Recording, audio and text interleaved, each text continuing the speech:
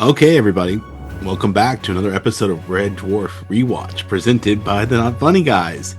So we're moving right along through Series 5, and this time up we have Episode 4 of Series 5, Quarantine. Now, I'm going to say this is one of those ones that I always remember, and I've been waiting to get to this one. But this one is the first time we have Grant Naylor, one of the creators, directing, and I'm pretty sure this is the point when Juliet May left the series. He's directing, and he and Rob Grant are both still writing. This was released on the 12th of March, 1992. So let's get right into this, starting with a summary. So after investigating an abandoned research facility on an ice planet, Lister, Cat, and Crichton return to Red Dwarf only to find that Rimmer has taken over the ship. While Rimmer orders them into quarantine for 3 months, he himself is slowly taken over by holovirus. It's a Psi-Virus that corrupts his holographic form. He caught this from one of the doctors, Dr. Hildebrand Landstrom, who's also a hologram on the planet, and giving him holographic form, but he also has telekinesis, hexavision, and telepathy, and he's gone and is going completely insane. Let's break this down. So like I said, we open on that icy planet, we find a research station, Starbug coming in, and Crichton goes to ask the request that we launch Scooter, and Rimmer immediately countermands him. He basically finds then that no one is obeying him. There's like a solidarity with Crichton. Rimmer leaves the cockpit, and Crichton asks Cat to launch the Scouter. Crichton goes into the back where to find Rimmer to tell him they found a hologram survivor on the station, Dr. Hildebrand Landstrom. They need to commandeer Rimmer's remote projector to retrieve her, and they then plan to send Rimmer back to Red Dwarf in an escape pod. Rimmer, of course, brings up the fact that Red Dwarf can only sustain one hologram, and then Lister is implying that somehow they'll work something out like a timeshare. That's a nice scam. Rimmer sees right through this, and apparently the reason why is that she's a doctor. And of course, Crichton is about to basically say a Space Corps directive when Rimmer offers to just leave. But he does question whether the Space Corps directives even exist, for which Crichton then does produce one, thanks to Holly, a holographic version for him to read. And apparently the reason why Landstrom would take precedent is because of a Space Corps directive. When Rimmer starts complaining about he doesn't like this new Crichton, he's changed. And then after they finally leaves, Crichton tries to call him a smeghead. You know, that smeghead. Now the crew, of course minus Rimmer, go to the facility looking for Dr. Landstrom. And they find this little thing with some writing on it, and Lister starts scrubbing it off, and they're seeing basically a viral research department, all kinds of warnings, at one point vomiting, and Cat covers his face. And then Crichton is saying that they're fine. The Psi scan would have picked something up. But apparently it's not on. And then Crichton's making excuses about the whole Model 345. Takes a few moments to power on. And then finally realizes, we're alive. And then Crichton, while they go off, Crichton stumbles upon a case full of viruses and starts taking some to take with them. Then they walking down a hallway when the stasis pod basically opens, and it's Landstrom. She's infected and gone crazy. Her lifespan is draining, but she says life without pain has no meaning and offers to give it to them and shoots them with hex eyes. She misses. Of course, Cat comments, we can't ever seem to find somebody who shoots straight, and they run. They start communicating back to Starbug, where we find Rimmer complaining to Holly about this, and he's apparently stalling leaving. And so they talk about this whole holovirus thing, and he's just like, whatever. And then the Landstrom shoots and hits the radio, and she gets it and starts talking to him. And he's been very unhelpful to them, but when Landstrom talks to him, she apparently will come to find out has infected him. And he plans to use the regs against Crichton when they get back to the ship. Again, sort of abandons them to her. So he's off to Red Dwarf, while the crew is stuck trying to deal with Landstrom. Crichton basically postulates that she has a Psi-Virus, requires very much energy, which is why she was in the stasis pod. It's literally draining her lifespan. And then he does mention that she was apparently a genius and that he's got some of her samples. And of course, she then eventually finds them using these powers before she then dies, and they get real lucky. Back on Starbug, while they're returning, they start looking at these samples, and basically she postulated that there were positive and negative viruses, and that the positive viruses she developed are based on things that you had brief real experience of. And so he found the isolants that she managed to isolate, things like inspiration, charisma, sexual magnetism, which list her pockets, and one of luck. It's kind of like the Harry Potter thing when they brew luck. This will come in handy. But it basically has a short lifespan. They try and enlist her. He picks all the aces out of a deck. Crichton's calling the odds, but it wears off. Holly tells them when they get back to the ship that the cargo bay doors are locked. And of course, Rimmer then pops on to tell them they need to proceed to the quarantine bay.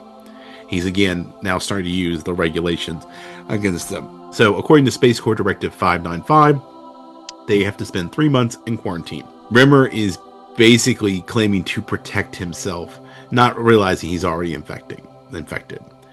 Drops them into single quarters, which is also part of the regs. Apparently 597, which is that they find that the crew quarters they are being stayed in is only for one person, one shower, one bed, and that's because Lister is the only registered crew member. Crichton and Cat are not. So there's no space for them to be alone. And Lister says it's being optimistic. Crichton's kind of pessimistic about it. And so, according to Space Corps requirement regulation 392, they have like minimal accommodations, basically bare minimum accommodations, entertainment crap. He's literally terrible meal plan, by the way, too. He's basically torturing them, and he's hiding behind Space Corps directives to do it.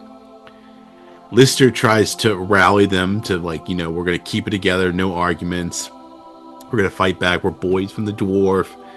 Cut to what apparently is only 5 days later, and they've only got 79 days left, and they have been beating the snot out of each other. They're losing it. They're not holding it together very well.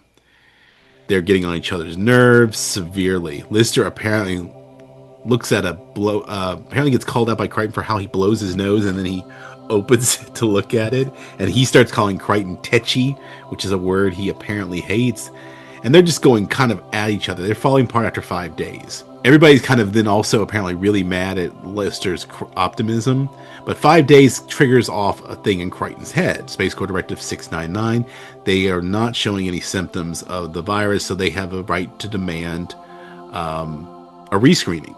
And Rimmer has to obey this if he's following this. But Rimmer all of a sudden cuts in. He's apparently been listening in for hours. And he's affected. He is infected badly.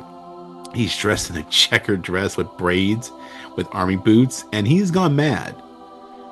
And apparently this, he then starts questioning, and he says, this was a test to see if you've gone crazy. He can't stand crazy people. Yeah. And when they ask for the rescreening, he says, I can't let them because the king of the potato people won't. He said, I begged for him to let you out. But he wants to keep you here in quarantine for 10 years. Cat then tries to play along and says, can we see the king? And Rimmer says, do you have a magic carpet? Lister says, yes. And then Rimmer gives this wonderful piece. So let me get this straight. You want to fly on a magic carpet to see the king of the potato people and plead with him for your freedom. And you're telling me you're completely sane? It's a fun little trick he plays on. He then decides to punish them for 2 hours with WOO, which apparently stands for without oxygen. They've now realized he fully has this holo virus. They end up then using the luck virus to their goodwill here to guess the code and escape. Rimmer finds them on their way to the hologram projection suite, and they meet Mr. Fibbles, his little penguin hand puppet. He uses hex vision on them. They're running for their life. They get to a place, and apparently they now realize that not only does he have hex vision and the telepathy, but he very likely has telekinesis, which he then apparently uses with an axe and puts it into Crichton's back and shorts him out a bit until he bangs his head enough times. So Rimmer then cuts a hole into the room where they are. He's very shivering in angers, and Mr. Fibbles shoots the hex rays with him now too. They both do it actually at this point. After Rimmer chats with him. So yes, who's the crazy one? They use the luck to find a remote projector for the hologram panel, a rare part and a power source, and then they use it to turn off and purge Rimmer of the virus until he returns to normal. However, when he wakes up, he's now in quarantine. Nice turn of phrase. And they're all dressed outside like him in a little weird dress thing, mocking him. And so now it's their turn to torture him. It's a fun, simple story, but I really love this one. Like I said, that dialogue I read about the King of the Potato People, that might be my favorite. And Mr. Fibbles. Oh, love it. But that is it for this episode. So next time we'll be looking at demons and angels. So look forward to that. In the meantime, please like, subscribe, comment, share. Help us out. We're trying to grow this YouTube channel. We've actually already had discussions about eventually probably opening a second channel where we will probably bring over the main podcast onto YouTube, since this is the hot place to be. So keep an eye out for that.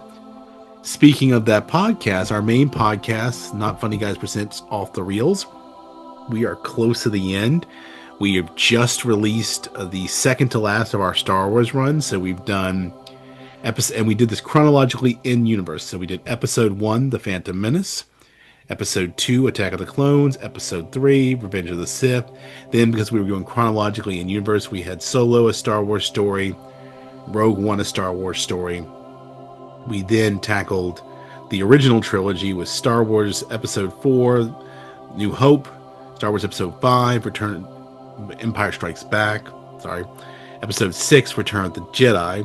Then we have now moved on to the sequels with Episode 7, The Force Awakens, and we just released Episode 8, The Last Jedi, and we will finally wrap it up with our take on The Rise of Skywalker, which will probably be the worst of the bunch, actually. I don't know. Who's the judge? Come join, yell at us. But if you do want to yell at us, not only do we have social media below where you can reach us, but we have in the ticker right now also our email address, notfunnyguys.offthereels@gmail.com. Please write us, tell us things we're doing well, tell us things you'd like to change, tell us things you'd like to see.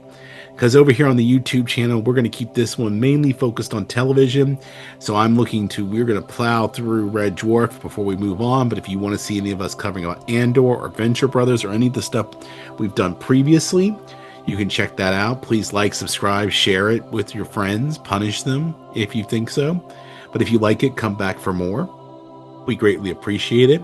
But like I said, we'll probably be moving the main podcast over into a YouTube channel at some point soon. In the meantime, if that movies or television like we're doing here are not your flavors and you want to do something a little bit differently, my colleagues Casey and Eric do their Not Funny Guys Wrestling with the Horror of It All, which is their horror and wrestling podcast. They watch horror movies and they talk about the current state of WWE wrestling mainly. So if that's something you find enjoyable, you should check out that podcast.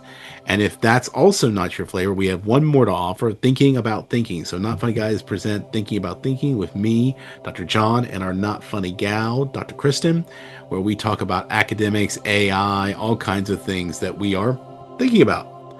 So come and join us with any of these you like, share, promote them, pass them around secretly, like covert information marked in a burn after reading file, whatever it is, whatever works. We always want to get the word out. So we appreciate that. All of you coming back and joining us, commenting, liking, sharing, all that stuff. We encourage it heavily. But in the meantime, don't be a smeghead. Keep it not funny, and I'll see you next time.